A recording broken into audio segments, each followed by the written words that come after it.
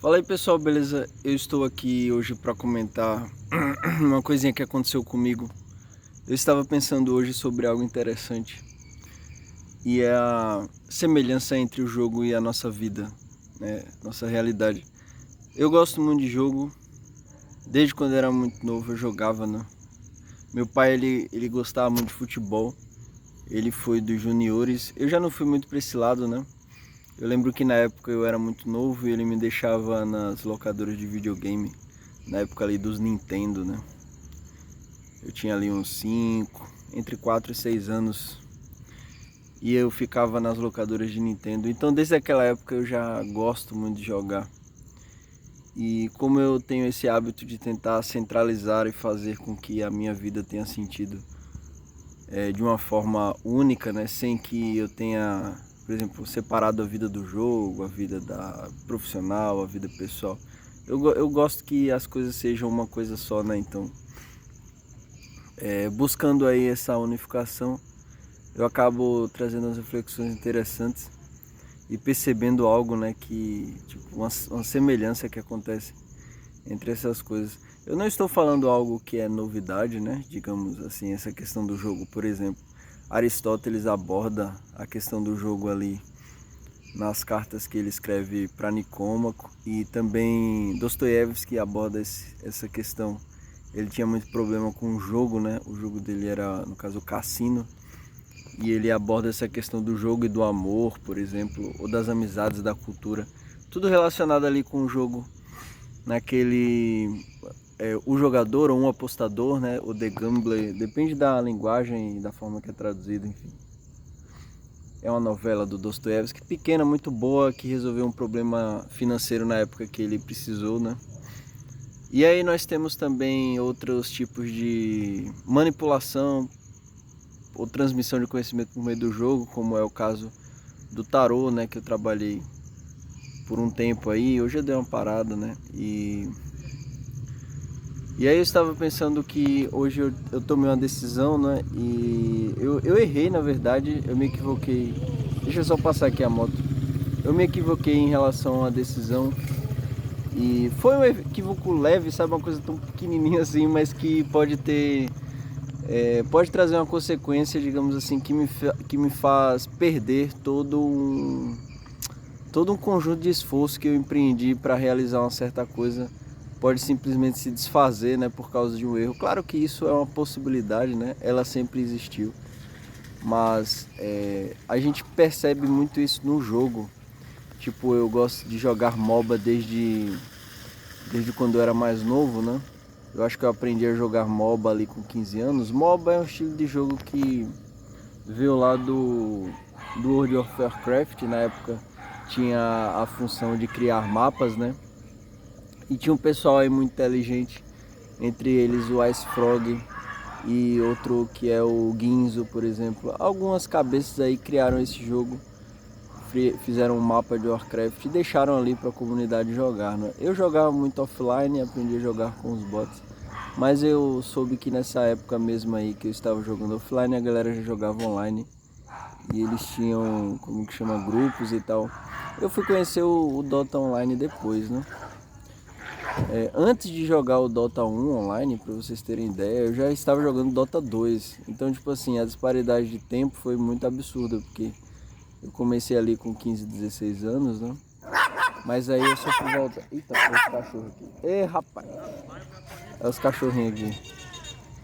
Pequenininho do vizinho. Eu tô no condomínio. Aí, quando eu voltei a jogar, né? Eu já tinha ali mais de 20 anos, já tinha saído do exército. Eu tinha passado assim uns 6 meses jogando só contra bot, né? Porque eu não tinha essa ideia de que esse jogo podia ser jogado online. Daí quando eu voltei a jogar já mais velho era o Dota 2 Reborn, né? O Dota Reborn, que era ali foi o Dota absorvido pela Steam já. Depois daquele tempo eu parei, eu joguei mais uns meses, depois voltei, né? Comprei um computador bom, na época eu estava fazendo design de games. Eu parei, né? Eu descobri que na verdade eu não gostava de fazer design de games, eu gostava mesmo de jogar. E aí, olha o pingo aqui, ó. É o cachorro do vizinho. Ó. Eita, meu Deus. Bem pequenininho, né? Oi. Ele é mansinho. E, enfim, depois dessa época aí, eu acho que a minha paixão pelo Dota ela cresceu, né? Porque eu gosto muito desse tipo de jogo de MOBA. E eu acho que isso acontece por causa de uma coisa até que o Luiz Gonzaga fala, né? Ele diz que o homem, ele deseja exaurir as suas capacidades psicológicas. Eu não sei se é exatamente dessa forma, ou as suas capacidades totais, né? No sentido geral. E eu acho que o MOBA, ele nos traz essa chance de exaurir essas capacidades por causa da complexidade, da dificuldade do jogo, né? Então é um negócio assim que você tem que se concentrar durante um tempo determinado e sua concentração ela deve ser perfeita, né? Sua, digamos assim, aplicabilidade da teoria e dos conhecimentos ela deve ser perfeita e a sua concentração ela deve ser ininterrupta, né? Quase como processo de estudo. Imagina aqueles processos de estudo mais complicados de filosofia, etc., onde você precisa elaborar certos pensamentos ou precisa compreender certos pensamentos e que esses pensamentos eles não podem simplesmente ser interrompidos por alguém que chama atenção ou um barulho exterior, porque simplesmente a corrente vai ser rompida e você não consegue ou dificilmente conseguirá retornar, né? No caso do pensamento da filosofia, você pode retornar ali sem problema nenhum. Agora, no caso do jogo, se você é interrompido, um simples segundinho assim de erro pode causar a perda do game, né? Se você estiver lidando ali com pessoas, por exemplo, do high elo, como a gente diz, né? Que são os melhores jogadores, estão sempre todos fazendo coisas perfeitas, né? De modo que a diferença entre um e outro é uma coisa mínima. Então, se um, mesmo que ele seja melhor que o outro, ele comete um erro básico assim, ele pode pôr o jogo a perder. Eu lembro que esses dias eu estava assistindo um jogador profissional, né, a live que ele estava fazendo, e aí tipo o jogo estava indo muito bem, né? Ele estava numa posição muito importante no late game, que é o final do jogo.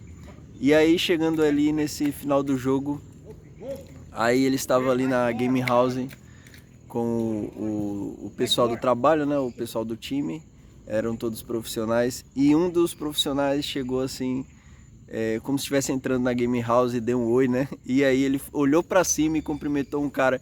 O cara, isso aí deu um segundo, né? E aí por causa desse um segundo, alguém matou ele, justo nesse um segundo que ele olhou pra cima e apertou a mão do cara. E por causa da morte dele não tiveram mais como defender a base, então foi tudo por água abaixo, ele perdeu o jogo, né? A gente pensa ali em 20 minutos de esforço mental para no final das contas você perder o jogo por causa de um segundo perdido, né?